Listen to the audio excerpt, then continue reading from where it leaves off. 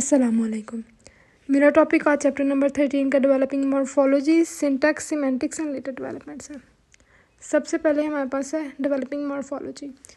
Morphology is basically the study of word structure focusing on morphemes, and morphemes is the smallest unit of meanings.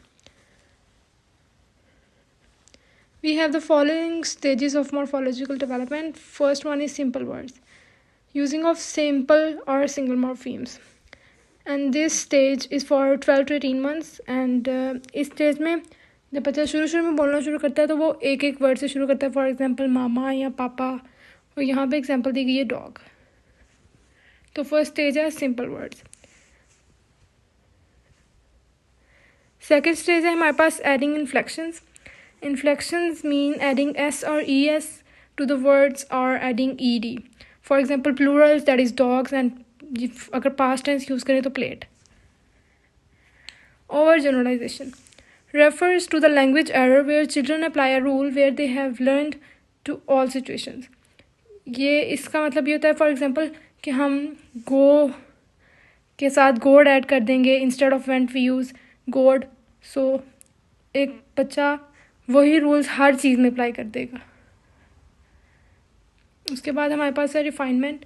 वो 4+ years के बाद आती है जहाँ पे हम करेक्ट यूज़ करना शुरू करते हैं अपनी लैंग्वेज का।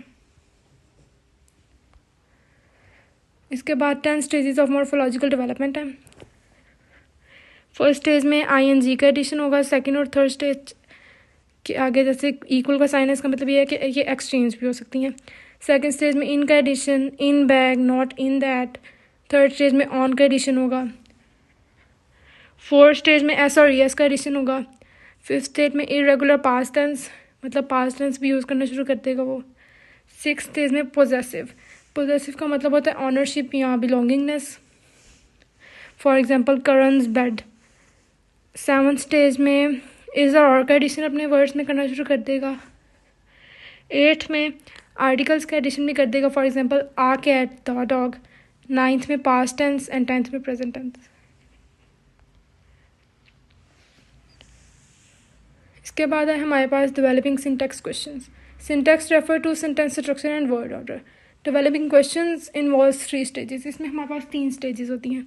फर्स्ट स्टेज में राइजिंग इंटोनेशन, ये 18 से 26 महीने में होती है। Rising intonation refers to the way the pitch of the voice increases at the end of the sentence. Second stage में हमारे पास इन्वर्जन मीन ऑक्सिलियरीज। इसमें हम सेंटेंस स्ट्रक्चर चेंज भी कर देते हैं। फॉर एग्जांपल अगर हम बोल रहे हैं कैन आई गो, तो हम इसको चेंज करके आई कैन गो, इसको इस तरह भी चेंज कर सकते हैं। और ये 22 से 30 मंथ्स के दरमियान होती है। थर्ड स्टेज हमारे पास आ जाती है कम्प्लेक्स इन्वर्जन्स। हम कॉम्प्लेक्स सेंटेंसेस के स्ट्रक्चर भी बच्चे चेंज कर देते हैं, और ये 24 से 40 मंथ्स में होती है। इसके एग्जांपल में है I have never seen that movie, इसको चेंज करके never have I seen that movie. इसी तरह टेबल है जिसमें 3 स्टेजेस के बारे में बताया गया। फर्स्ट स्टेज में वेयर का एडिशन होगा, सेकंड में व्हाट एंड वाई का, थर्ड में हु एंड हाउ का। उसके बाद हमारे पास सिंटैक्स नेगेटिव्स है।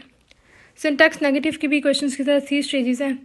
इसमें फर्स्ट स्टेज में नो का एडिशन स्टार्ट वर्ड के स्टार्ट में करना शुरू करेगा।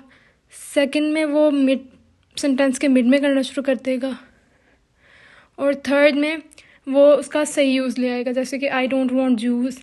फर्स्ट स्टेज में वो नो वांट जूस ऐसे, तो वो करेक्ट यूज़ उसका करना शुरू कर देगा।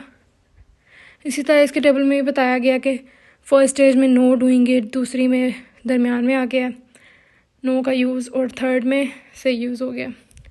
इसके बाद है developing semantics. Semantics involves understanding and using meanings of words and sentences.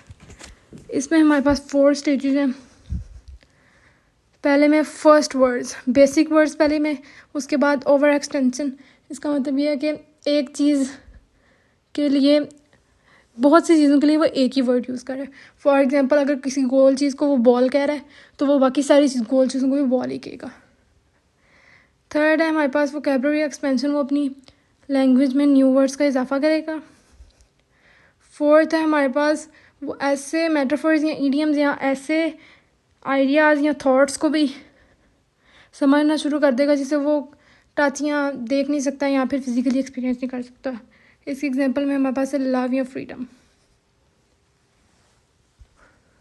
उसके बाद हमारे पास है later developments. Later developments understanding concepts like less और मोर, या जो चीज़ें ऑपोजिट होती हैं एक दूसरे के, जैसे बिफोर या आफ्टर।